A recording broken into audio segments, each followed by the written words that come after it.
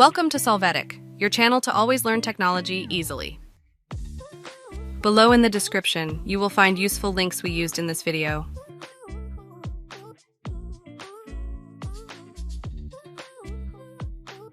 Today in Solvetic, we will see how to disable telemetry Windows 11.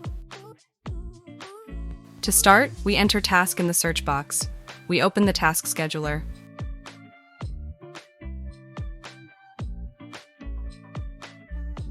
Now deploy the task scheduler library, then go to Microsoft, click on Windows, and finally select the folder, Customer Experience Improvement Program.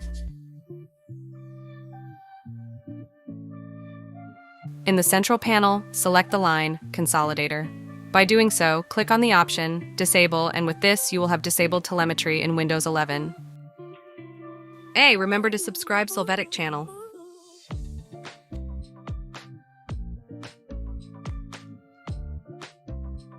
We hope it has been helpful for you.